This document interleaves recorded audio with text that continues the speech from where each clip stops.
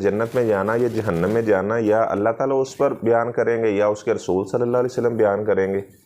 تو اللہ تبارک و تعالیٰ نے تو کسی جگہ پر یہ ذکر نہیں کیا کہ اصحاب کہف ان کے ساتھ ان کا کتا بھی جنت میں جائے گا۔ بعض لوگوں نے تو یہ مزید اس میں مبالغہ کر دیا، انہوں نے کہا کہ حضرت صالح علیہ السلام کی اونٹنی، حضرت ابو ہریرہ رضی اللہ تعالیٰ عنہ کی بلی، حضرت اسماعیل علیہ السلام کا دمبا، حضرت سلیمان بن داود علیہ السلام کا ہدہد، ایسے مزید انہوں نے چیزوں کا اضافہ کر دیا کہ یہ بھی جنت میں جائیں گے۔ تو بات یہ ہے کہ ظاہری بات ہے، جو اتنا بڑا دعویٰ کیا ہے تو اس پر دلیل تو پیش کریں گے۔ اللہ تعالیٰ کا حکم ہے ان جاءکم فاسق بنبأ فتبینوا، جب آپ کے پاس کوئی بندہ خبر لے کر آتا ہے، کوئی بات بیان کرتا ہے تو آپ اس کی تحقیق کریں۔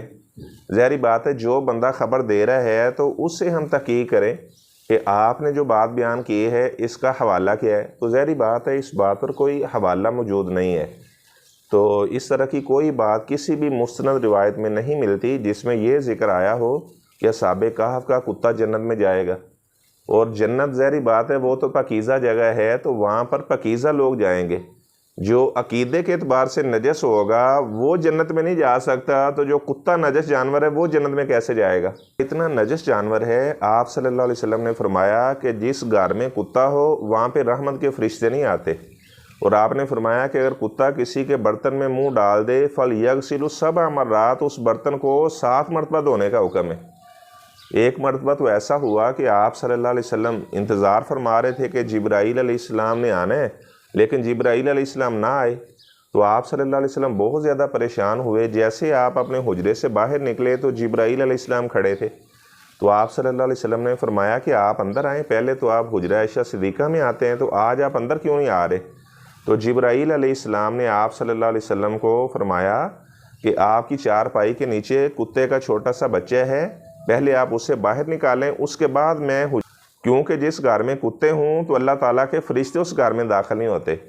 تو پتہ چلا کہ کتا ایک نجس جانور ہے۔ ہاں اگر شکار کے لیے آپ نے کتا رکھا ہوا ہے تو آپ رکھ سکتے ہیں، شوقیہ کتا نہیں رکھ سکتے۔ اپنے گھر کی حفاظت کے لیے کتا رکھ سکتے ہیں، مویشیوں کی حفاظت کے لیے آپ کتا رکھ سکتے ہیں، تو اس کے علاوہ کسی اور مقصد کے لیے کتا رکھنا یہ شرعی طور پر جائز نہیں ہے، اور روزانہ اس کے اجر سے ایک قرات اجر کم ہو جاتا ہے جو شوقیہ کتا پالتا ہے۔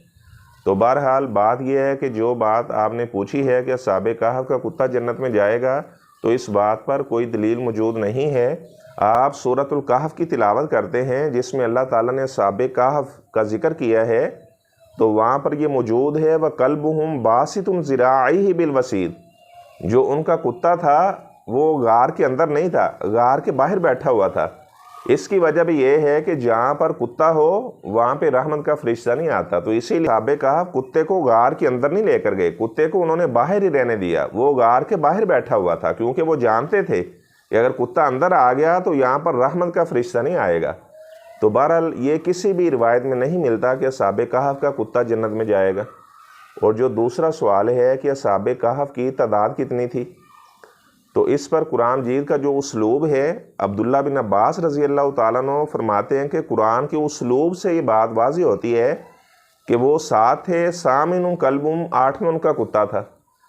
اس کی توجیہ انہوں نے یہ بیان کی ہے کہ اللہ تعالیٰ نے جہاں پر یہ بات ارشاد فرمائی کہ لوگ باتیں کرتے ہیں کہ 3 تھے، رابعم کلبم 4تھا ان کا کتا تھا، اور بعض کہتے ہیں 5 تھے، سادسم کلبم 6ٹھا ان کا کتا تھا، تو اس کے بعد اللہ تعالیٰ ارشاد فرماتے ہیں رجم بالغیب،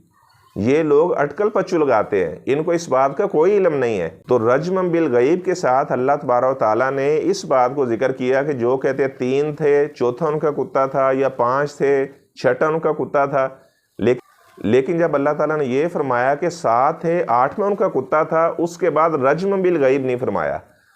تو عبداللہ بن عباس رضی اللہ تعالیٰ عنہ فرماتے ہیں کہ قرآن کے اسلوب سے یہ بات واضح ہوتی ہے کہ وہ 7 تھے، 8 میں ان کا کتا تھا،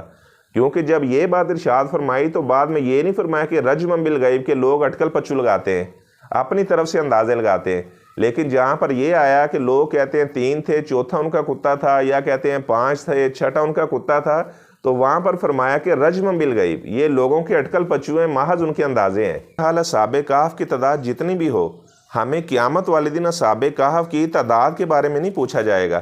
لیکن جو ان کا عمل تھا اس کے بارے میں ضرور پوچھا جائے گا کہ اصحاب کہف نے شرک نہیں کیا تھا،